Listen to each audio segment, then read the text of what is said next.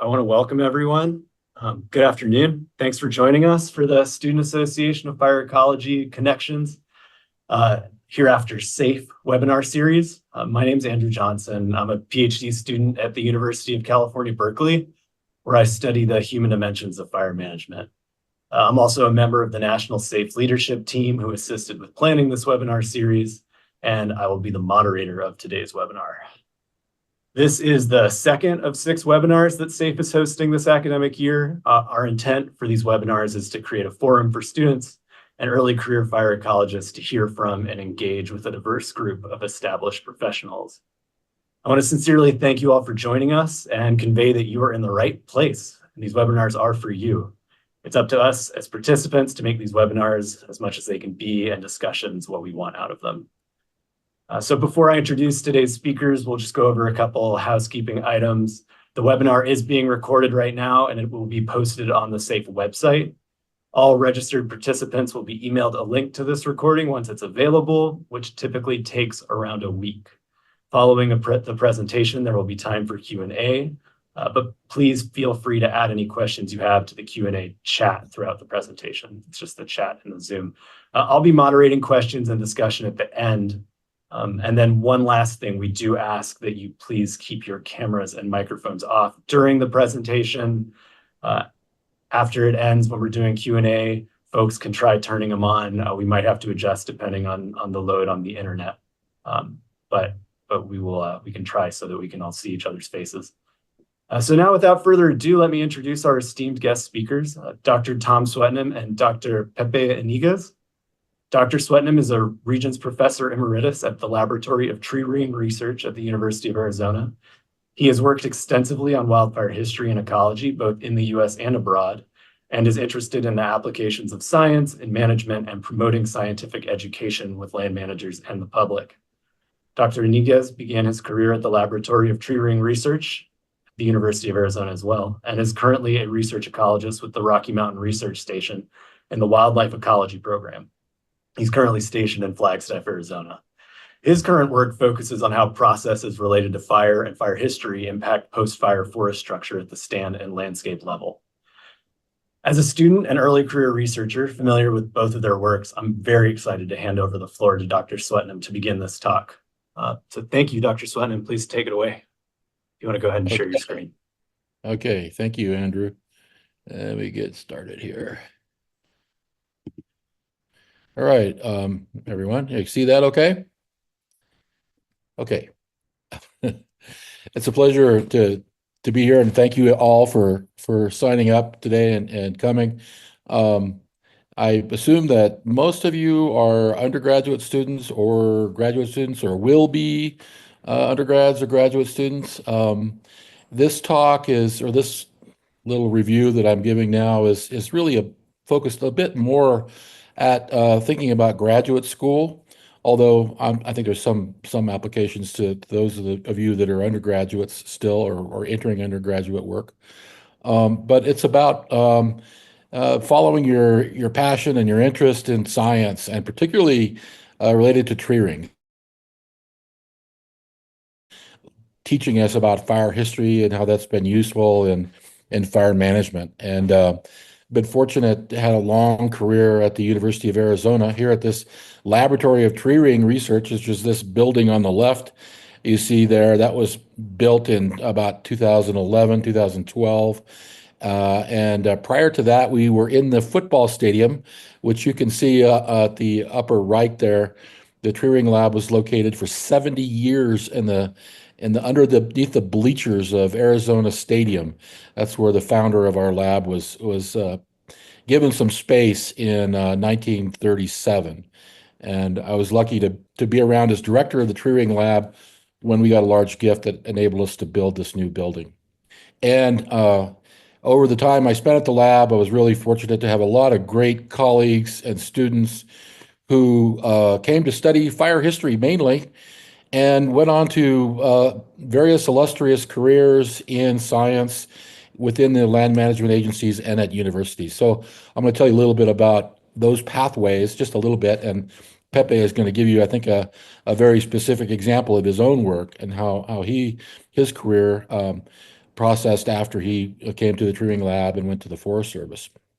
But first, I thought I'd give you a little history about myself and how I came to tree ring science and how my career progressed from working in fire originally as a firefighter and then on to becoming a graduate student and eventually a professor at a university studying fire history. And then again, I'm going to mention some of these, what I call student exemplars, including Pepe, just as examples of jobs that people have been able to secure after studying fire history and tree rings at the tree ring laboratory. And then I'm going to mention other graduate mentors that around there, out around the United States mainly, but also Canada, who mentor students in fire sciences, in particular tree ring related fire scientists. And I have kind of a long list of those folks that you might look into if you're thinking about graduate school. There's quite a few very talented, helpful individuals out there in the universities and in the agencies that are really great mentors for those folks interested in a fire science career. So I had the really fortunate to really get some wildland fire experience before I went to graduate school. So I did an undergraduate degree in biology, general biology at the University of New Mexico, and I was always interested in fire in general because my father was a forest ranger. So I grew up around wildfires on a ranger district in New Mexico, but I hadn't really in mind that I was going to become a Forest Service employee. Except after I graduated with my undergraduate degree in biology, I couldn't find work in just general biology. So I decided to go work on a firefighting team. So this is me actually, that guy, if you believe it or not, is me in probably about, I don't know, 1977 or 78 or so in the Gila Wilderness. So I was a member of a heli-tac firefighting team in the Gila Wilderness. And it was a fantastic experience. This is something just a general bit of advice for anybody who wants to get into the fire sciences or, of course, fire management. Get some firefighting experience if you can, or some kind of experience interacting with wildland fire, be it prescribed fire or wildfire.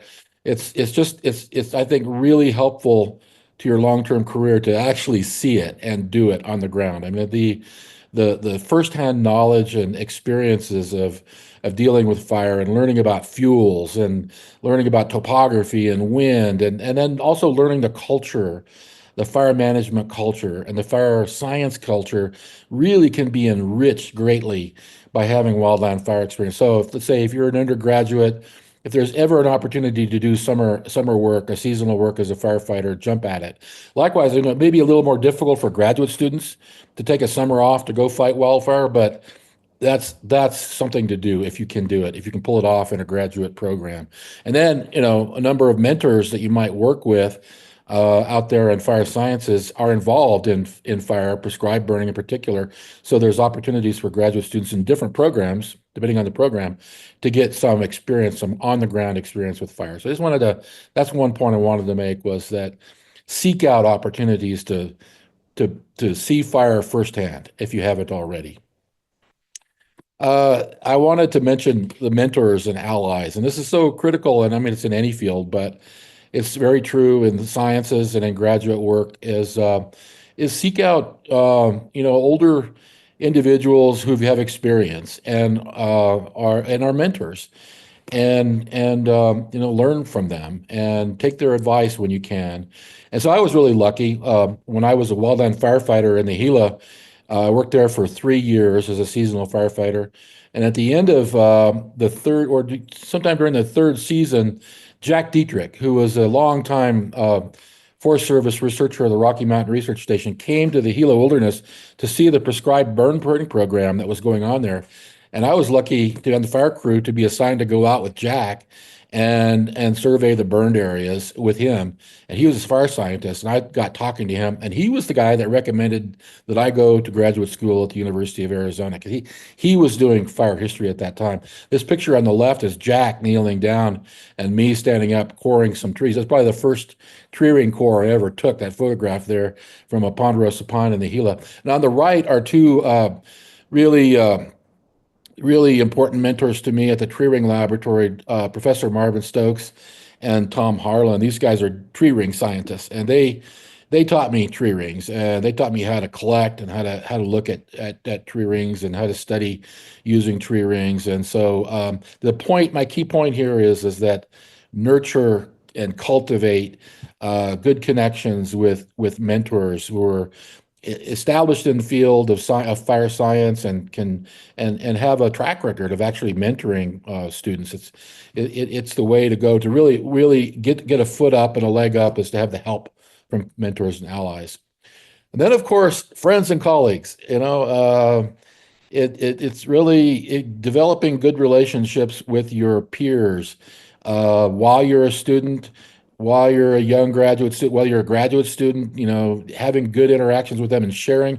Graduate students, I found that in a university setting, graduate students who work together are much more productive and much happier, and they can share ideas with each other, and that's a really big help. And then over your career, those connections will develop as colleagues. And so that's definitely just a couple of key examples here. Peter Brown, that's Peter Brown and me on a misery whip a crosscut saw, taking a section out of a log in the Gila. So I did my master's thesis in the Gila wilderness, and Peter was a student. He was a graduate student at the Tree Ring Laboratory at the time. This is about 1980. And he came out and helped me collect my first fire history collection in the Gila. And then over on the right, in the smoke there, you can actually see Chris Basin with a bandana on. Chris was a firefighter. He and I were wildland firefighters together in the Gila. And there he is with a misery whip over his shoulder. And Chris and I met there. And then Chris later came to Tucson. And Chris has been my closest colleague for 40 years at the Tree Ring Laboratory. He's a first-rate dendrochronologist and fire scientist, and he's been at the University of Wisconsin. So it's kind of my point here is that cultivate and nurture and cherish those friendships you develop as a wildland firefighter and as a graduate student and as a beginning scientist. It pays off in the long run.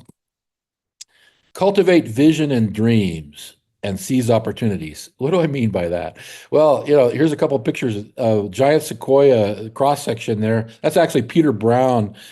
He's standing on a toolbox. Check that out on a bench. I don't think that might be approved safety procedure there, but there he is. We're dating the tree rings on that sequoia slab in the parking lot in front of the General Sherman tree at Sequoia National Park. This was a dream. Okay, so I started doing fire history, tree ring studies in 1980 as a master's degree student, and I was studying the old literature, and I came across Douglas, the founder of dendrochronology, the founder of our lab, A.E. Douglas. He had written about giant sequoias back in the 1920s and 30s, and there was a photograph in his book of a giant sequoia tree rings with a fire scar. And he mentioned, oh, there's fire scars in giant sequoias. So I was studying fire scars in the Gila, and I saw that Douglas had seen fire scars in sequoia, and I developed a dream, a vision that someday I was going to try to do fire history work in giant sequoias. And so we did. And then we ended up, fortunately, an opportunity came up. The Park Service was looking for scientists to do studies of fire history, and I was there ready, right? So my point about this is that develop your vision and your dreams, and you have to for things to happen in the future, it really helps to have thought about them before. Like imagine what things could be, imagine where things could go, imagine what jobs you'd like to have, imagine what kind of science you'd like to do, imagine some topics, develop some questions, develop them as you're going along, develop these and nurture them, because then you're going to be open to the opportunity when it comes and you will seize it. You're much more likely to see those opportunities and to seize them if you've dreamt about them, if you've visioned about them beforehand. Dreaming and visioning in a way, this is kind of little mystical, it makes things happen. If you dream something and you vision about something that might happen, it somehow in the universe it will open those doors. I think it's because you are looking for those doors, and you're ready for them, and then you go through them when they are come. Here's another point. These are all a little bit woo-woo. Celebrate serendipity and chance connections in your life and in your science. So when you're doing fire science, and they're doing any kind of science, I think, is look for those connections with your interests and with your past and with your visions and your dreams. I was fortunate in the Hilo when I first started out working. When I first started doing my fire history work, mentored by Jack Dietrich and Marv Stokes. They suggested I collect fire scar samples, and we went to this beautiful place called McKenna Park. It's in the middle of the Gila wilderness, and we collected fire scars. So there's a fire scar chart there, which you may have seen. For little red tick marks are fire dates. And the photograph on the upper left is that's me on a horseback leading a pack stream with Jack Dietrich for collecting fire scar samples there around McKenna Park. And I didn't know it at the time. We developed our fire history there, and I dated out the tree rings, and I ended up getting one fire date in the 20th century, the late 20th century, 1951. You'll notice down at the bottom there's a 1951 fire scar that showed up over in the Site C in the south eastern corner of McKenna Park. The reason it showed up, 1951, the Little Creek fire. So the Little Creek fire burned in the Gila Wilderness in 1951, and they drove bulldozers in there. This is before the Wilderness Act.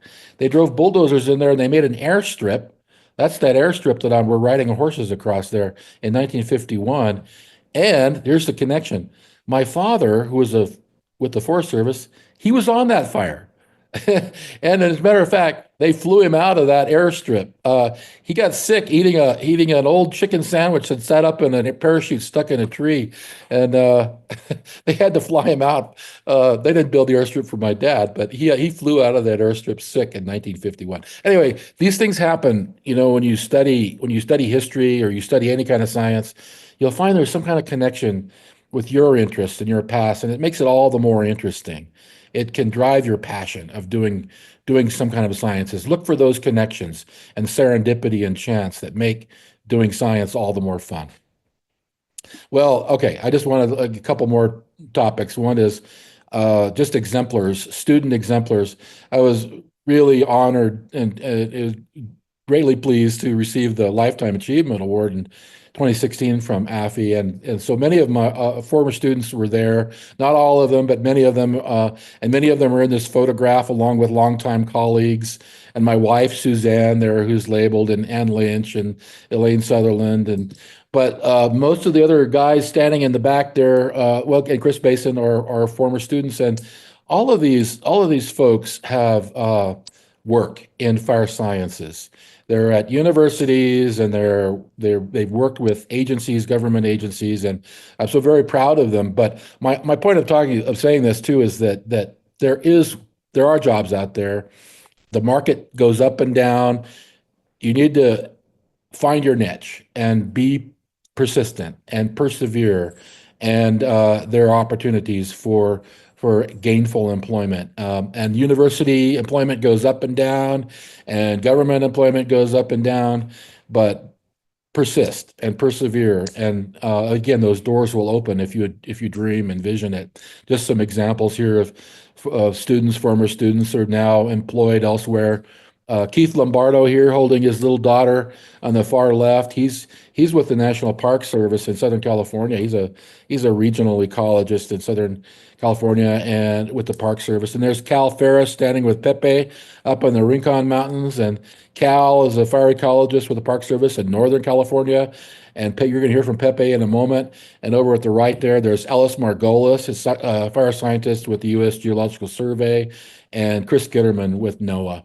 So there are jobs to be had. I think I have 3 more slides. There are quite a few potential mentors out there. if you're entering graduate school, you're going to graduate school, or even if you're already in graduate school, be sure to, check out who's in the field and who mentors and who's teaching and who's actually leading in different areas of fire science. These folks that I've listed here are mainly people that have done work in tree ring related fire sciences, and they mentor especially the folks on the left mentor graduate students in various kinds of fire history studies. And this is not a totally inclusive list. There are many other scientists out there who are doing tree ring related fire histories. This paper, which was just published last year, is a exemplar of the numbers of people and the names. You can see all the names on this paper. The North American Tree Ring Fire Scar Network. Most of these people are currently involved as well in tree ring fire science. And as you study the list of authors here and where they're at and the public work they've published, there are potential mentors. There are multiple potential mentors in this list from this Ecosphere paper. It's actually published in 2022. And I actually wanted to show you this too, because it's an example of where fire history is going. I've heard over and over again that tree ring fire history, oh, well, haven't we already studied all the forest types, and aren't there so many fire histories we don't need to do anymore? No. Every place is a little bit different, and local history is always valuable for understanding fire and how it's changed through time and how people and climate have changed through time. And now with these big networks, where the North American Fire Scar Network, we're learning new things. And so this is where I see fire scar studies it's actually going to be going global. We're beginning to look at regional scale patterns, like this paper, which was just out a few days ago, on using several hundred fire scar chronologies from Arizona, New Mexico, to study fire patterns in southwestern forests. And these big networks are being used to study continental scale fire patterns. And mark my words, within the next 5 to 10 years, we will be using fire scar and tree ring networks to study global fire patterns. How is fire associated in Europe and Asia and North America with the jet stream, for example? There's a huge number of very interesting studies yet to be done with tree rings and fire scars. And then humans and fire, that's the topic that's really, I think, exploding and is going to develop quite a lot more, is understanding from the past how people used fire. We can use indigenous and traditional knowledge, and we need to, that's known today and kept by indigenous peoples. But there's a lot that's been lost, unfortunately, because people were pushed out of their homelands and they were forbidden from using fire.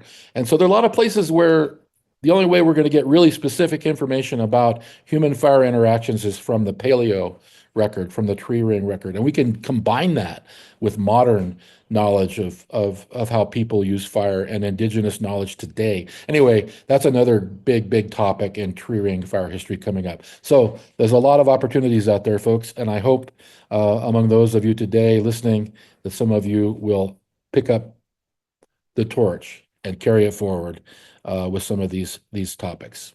Thanks. Okay, that's the end of mine. Thanks so much, Tom. That was really great. Really good for the audience. Next up is Pepe Iniguez, and go ahead and take it away. All right. So I don't have a kind of a presentation of a slides or anything like that. But I will be part of. I'm part of one of the plenary sessions at the upcoming AFE in Santa Fe, at the Southwest AFE that we're going to be doing in about a month in AFE. And one of the things we're going to be doing there is we're going to be kind of essentially looking at fire, like in terms of kind of time, looking at how fire management has actually evolved over, Western fire management in the Southwest has evolved in the last, 30, 40 years. And so I kind of, to tell you the truth, one of the reasons I think we're doing that is because I think for me, it's very personal. Like Tom said, there's always kind of personal connections to this. And I think some of the things that Tom said, I'm going to be kind of repeating. But I think that, it just kind of tells you how important they are. And so I'll kind of go through my career a little bit, and I'll go through kind of my career, what I experienced, And then on another column kind of thing, I'm going to go through where fire management was at the time. And I think that because the idea is that fire management, where it is today, is very different from where it was in the 1960s, 1970s. And I think what I want to emphasize with that is that it's changing. And I think I want to reemphasize what Tom said is that you have to have a vision. And I think as a young person, that was never explained to me, but I learned it is that it's a very important, like Tom said, to have a vision, not only because it kind of sets your values and it opens doors, like Tom said, but it's also very important to kind of sometimes when you get kind of mid-career like I am, you kind of feel like sometimes we're not doing enough. But then when you look back, you see that things have changed actually. And so as young people, the way you start your career and the way you end your career are probably going to be two different ways. And so you have to, as a young person, you have to have a vision of where you want things to go. What do you think is right? What should we be doing with land, with forest and fire? And so you can be part of, because I think if you have a vision, you're gonna be more likely to be able to lead, whether it's an agency or a company that you work for. So it's very important to have that vision. So me myself, I'm originally from Southern Arizona. I was born in Nogales, Arizona. Well, actually born in Nogales, Mexico. They're same city, two different countries though. So when I was growing up, I spoke Spanish. I didn't speak English until I was like 10 years old. And so then I went to high school there in Nogales, and then I ended up coming to Flagstaff, Arizona, to do my bachelor's. When I came to Flagstaff, I started getting into forest. Like living in the desert, you always looked up to those mountains and saw those beautiful forests. And I went to visit them sometimes, and I was just mesmerized by forest. So when I came to NAU, I really wanted to do something with forest. And I love forestry, and I became a forestry student, and probably I would claim one of the best schools in the country for forestry. But one of the interesting things about it is that when I was in school in forestry in the 1990s, one of probably the premier fire ecologists at the time was in here at the university, the name Wally Covington. But we probably got about 5 hours of lecture total.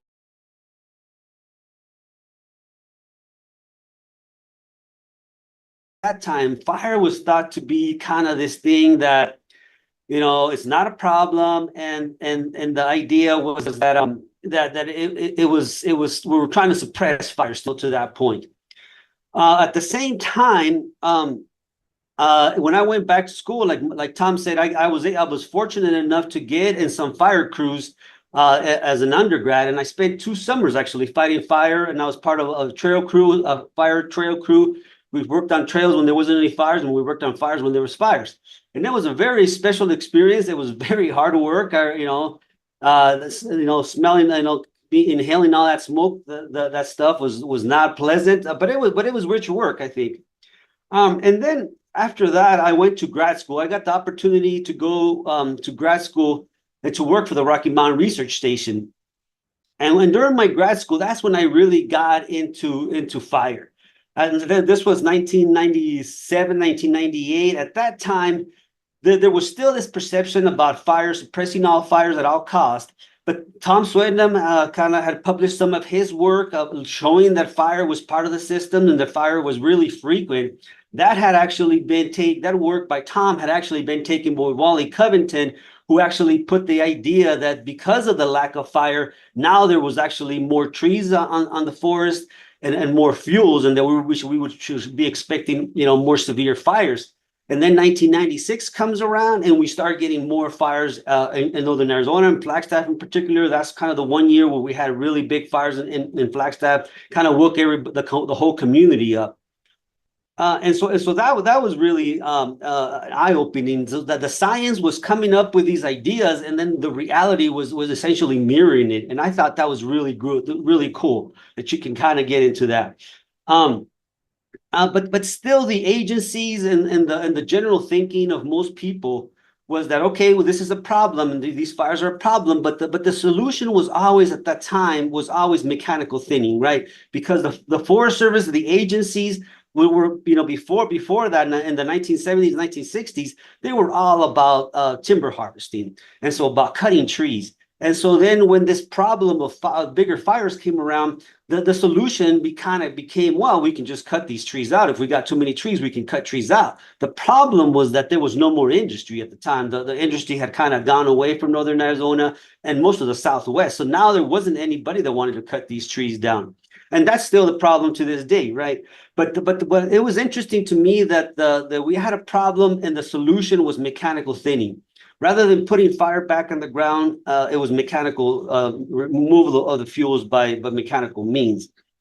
At the same time, there was also programs like Tom mentioned. There was a few programs here and there that had started actually in the 1970s, but had kind of started to get their footing in the 1990s in terms of putting fire on the ground. These natural prescribed fire programs in the Gila and Saguaro National Park and Sequoia. They were actually, even though they got started in the 1970s, they started to put like bigger fires in the 1990s. So there was people kind of, although the idea was that, almost an experiment to do it in these isolated places where there was no buildings, there were some individuals that had this vision that maybe we can restore some of these systems with fire alone, but in specific places. And then from then on, I in the early 2000s, like Tom said, I graduated with a degree in forestry with my master's, and then I got two opportunities. One was to go and to do work on riparian systems, but Al Medina, he offered me a job, and it was a good job. And then I got another offer by a gentleman, again, like Tom said, these relationships that I had, while I was a grad student, I kept talking to people just on the hallways and develop conversations, develop relationships.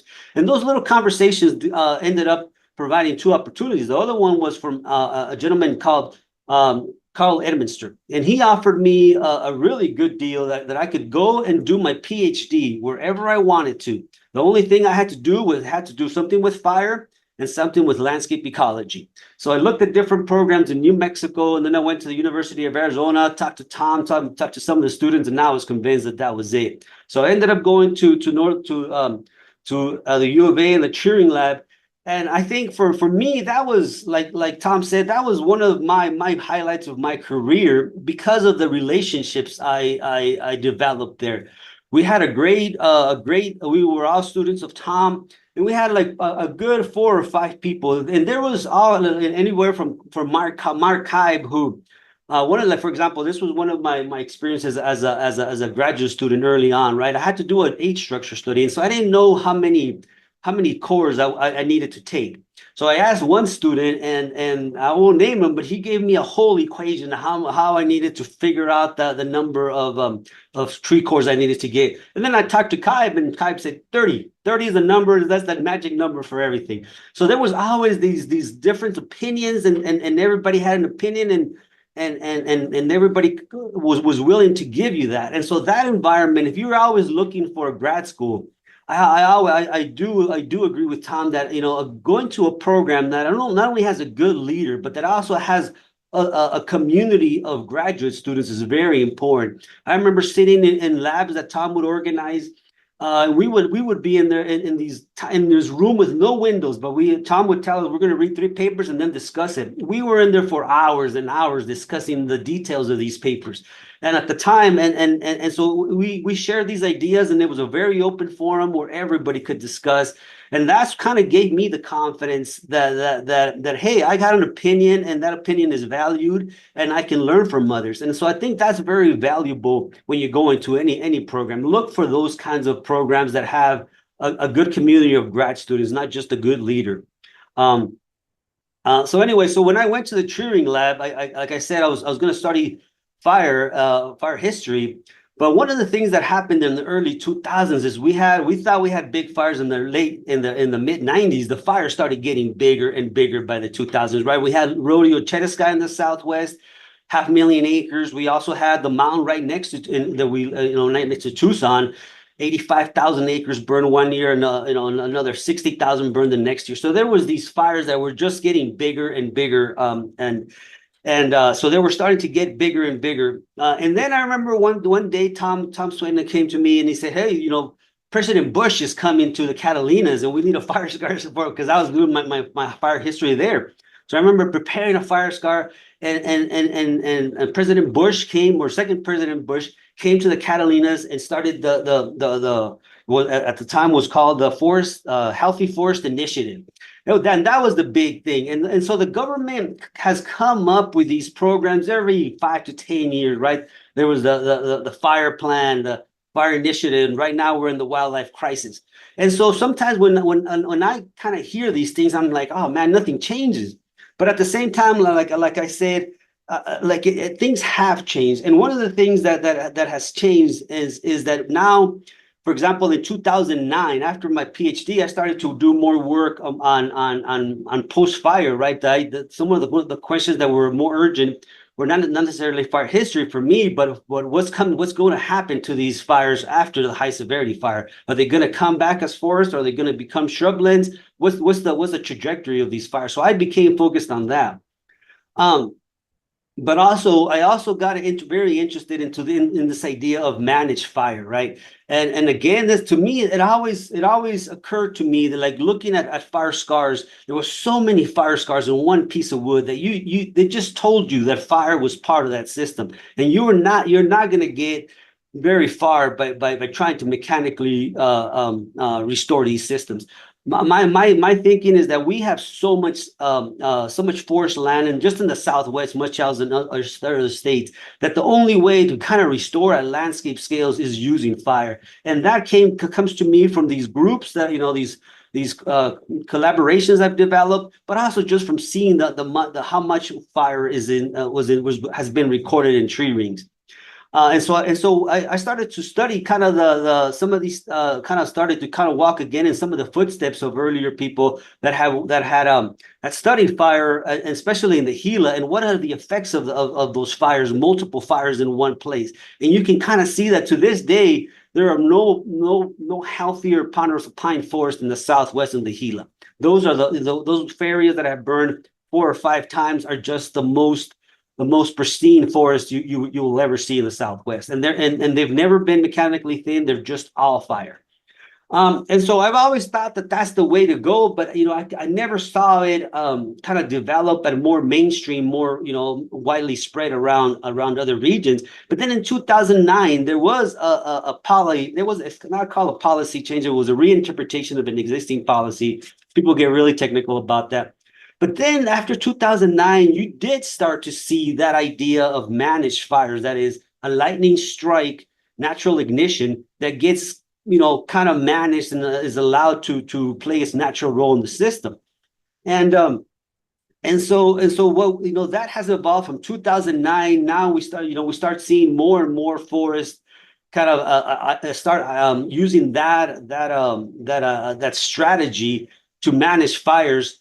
And that has completely changed, I think, the landscape, at least in northern Arizona, and at least in the Southwest, and particularly in northern Arizona. But looking at some of for example, I work a lot with Xander Evans, and he puts together for the Southwest Consortium. He puts a report every season, and in the last 4 or 5 seasons, most of the larger fires we see in the Southwest have all been lightning natural ignitions that have been managed for resource benefit, and so most of the area burned has been because of those fires. And then another thing that I think is that I've seen is that when you look at these big fires, not only in the Southwest, but when I look at fires in other regions, what we see is that most of the time those fires come to a halt, not necessarily because of mechanical treatments, but because they run into old fires. So in northern Arizona, we call this putting the pieces of the puzzle together. So you have one fire, then the next fire, the next comes in, and then they start interacting. And that's kind of the way I envision, and I've had this vision for a long time, and that's kind of how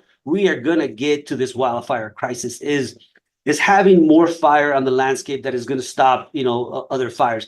And so, And actually, I failed to mention this at the beginning, but one of the challenges that we're going to do at this conference is go through kind of just what I went through, right? This idea of where are we, where have we been in fire management, where are we right now, and what I want to ask you is now it's your job to take it from where we are now into the future.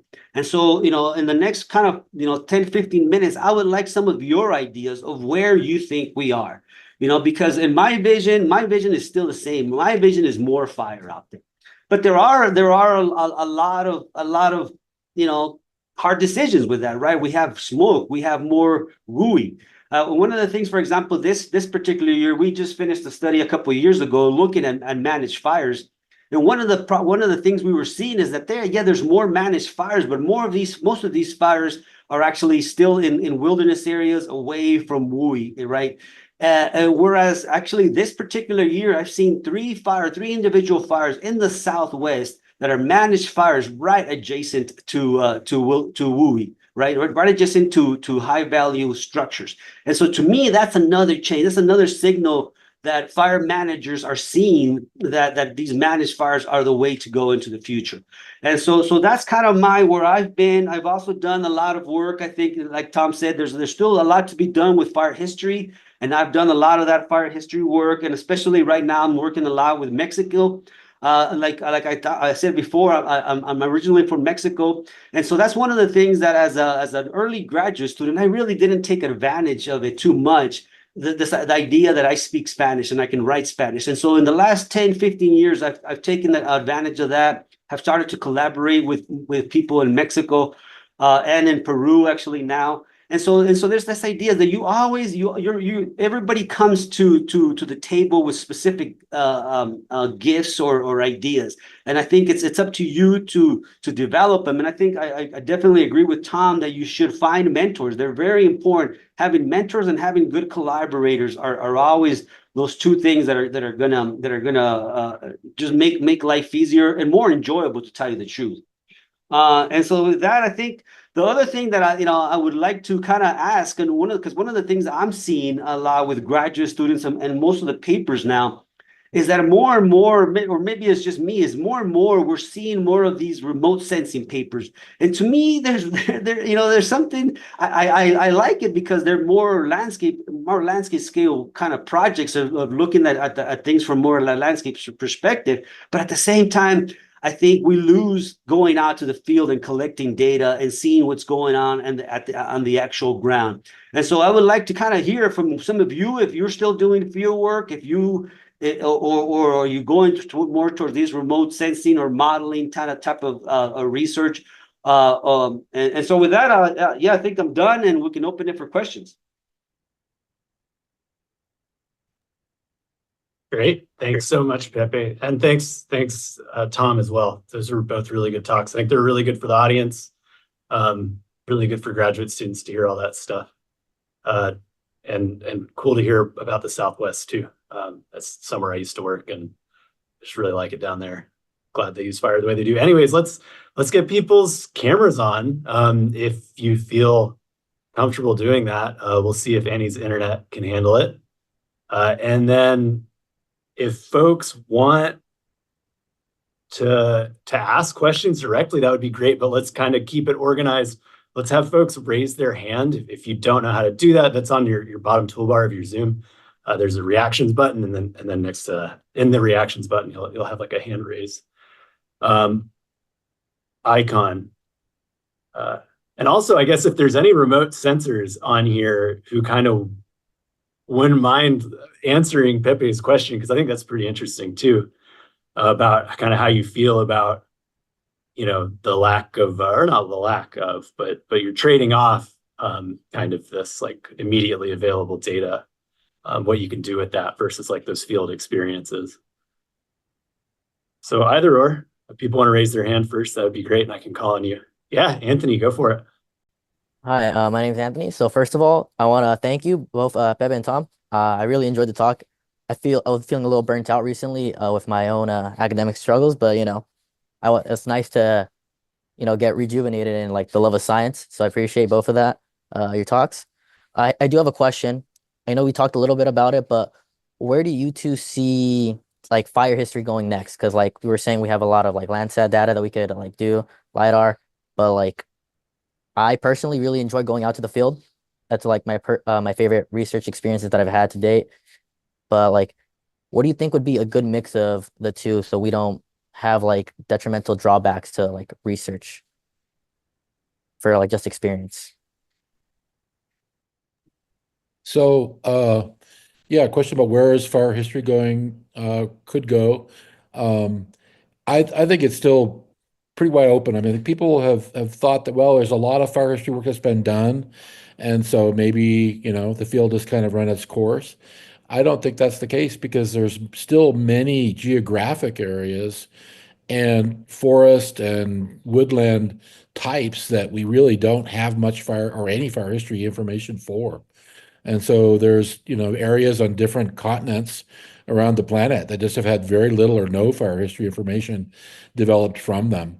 And what we found when we do new fire history studies and new geographic areas and in new types, new forest and woodland types, we learn new things.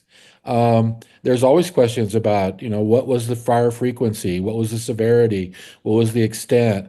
What was the seasonal timing? And the past is not a perfect guide for the present or the future, but it informs us about, how we got to where we are today, right? And so, right, the other thing I mentioned was that I think that there's a lot of interest in how people have lived sustainably or not within forest ecosystems with fire. And so there's a lot that can be learned from traditional knowledge, but in many places, it's just the information is really limited because the people have been removed from those landscapes for so long. So there's an opportunity to learn from the tree ring paleo record about how people used fire, how frequently, and what season they burned in, and so on. So that's another big topic. So I think it's really limited by your creativity and your interest and what opportunities you might see coming up for doing new studies in new places. Yeah, and I'd like to add to that. I think, and there's another study that we're working with Calvin Ferris, and when we're actually looking at some of the sites that Tom sampled in the Gila, and then Cal sampled in Saguaro National Park, and so those two areas are areas that were where fire kind of got introduced early on in the 1970s, right? And so those two places have had a lot of fire in the last 20, 30 years. And so we have the fire history for that area going back to the 1600s. And then we see that the fire kind of dips down in the early 1900s, and then it starts coming back up with these programs. And so then the question becomes, okay, so the amount of fire that we've seen in the last 30 years, how does that compare to the past, right? And so just to see if they're restored in terms of the frequency of those fires in those two sites. But the paper is actually more about fire size, right? And how good are our fire scars at reconstructing fire size. But one of the kind of philosophical questions that brings up is this idea that, okay, well, even if a place, historically burned, every 5 years, and now it's burning every 15 years, do we need to restore it to that historical, or how close do we need to restore it to get to that, right? Because going back, we're probably not going to go back to the frequency we had in the past. But what's a good enough frequency kind of becomes the question, or what can we live with, or what can society live with? Because now there's just a lot more humans in this planet, and some of them have asthma kind of conditions, and we got to deal with that, I think. So there's these kinds of issues that fire histories are still kind of relevant for those kinds of questions too. And for the coming future, yeah. Thank you both. Thank you. All right, we've got a question in the chat I'll read to you all. It's from Alex Zarkov. He's a recent graduate of an ecology program, a recent graduate of an ecology program. He's considering going to grad school for fire ecology or environmental toxicology or ecotoxicology. I was wondering if either of you could speak on the relationship and overlaps between these two fields of fire ecology and environmental toxicology. Oh, okay. That's a very interesting question. So yeah, just a couple things come to mind. Of course, naturally, I think about tree rings and what tree rings can contribute to ecological questions. And I mean, this one, environmental toxicology. Trees are great recorders of their environment because they're living organisms and they take in, oxygen and elements from the local environment. And so they actually do record things like metal exposures to heavy metals are laid down in the tree rings. And so it is possible, and people have done some of this work, is actually using tree rings to track past pollution and what occurred, when did the pollution begin, and what were the rates of pollution. So you can actually measure various elements in individual rings and document the changes in pollution through time. And so there's not a whole lot of research on that, but there's a number of published studies, and it's a field now, and actually the technology is getting better and better for measuring elemental composition in tree rings. And there's other isotopic studies measuring the isotopes of different stable isotopes and unstable isotopes of carbon, oxygen, and hydrogen, and other isotopes of metals. Can also be used for tracking the environment. So if you're interested in ecotoxicology or environmental toxicology, and you want to connect that to tree rings, dig into the literature. I think you'll find a few leads there. I don't have much to add on that one, but I mean, but I think that kind of shows the creativity, and I like that. I like when people kind of combines two fields because you know, in terms of the job and the literature, this is probably one that's very ripe for research. So I think that would be really cool. Yeah. I just had a memorable thing that came to my memory was one of the things that, in addition to the pollution and heavy metals and other kind of materials being deposited in the environment from pollution, there is a potential for measuring past radiation and radiation effects. So, for example, during Chernobyl meltdown of that great reactor in Ukraine, that put radiation over a very large part of Europe. And that can be measured in the soils, and it can be measured in the trees. And fire is actually a big concern in some of these areas that have high levels of radioactive pollution, because the fire can re-release that material into the atmosphere. That's an interesting topic by itself, is radiation pollution in the environment and how it relates to trees and fire. That was great. Thanks to you both. Gabrielle, go ahead. Yeah. Hi, folks. My name is Gabby. I am a research associate at NAU, but also wrapping up my PhD, which was supervised by Dr. Foulet. And firstly, thanks, Pepe. Good to see you. And thanks, guys, for your presentations. I thought I'd just hop on and see what you all had to chat about. But again, I would also just like to reiterate the importance of finding those mentors. I can certainly vouch for Dr. Foulet. He's been absolute crutch through my PhD. But also, Pepe, I just wanted to kind of comment on the whole remote sensing. And I feel like we're in this era of intersection of what we have with tree rings and this remote sensing data.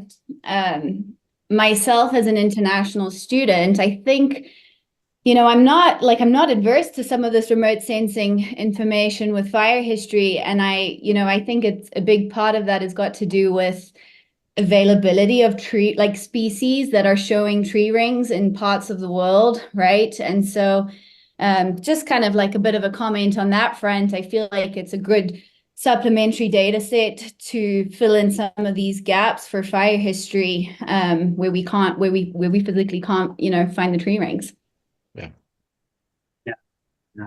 Yeah, and I think, I mean, like as Tom knows, one of the things is there are more and more fires in the landscape, and a lot of times these fires are actually destroying the fire scarred record.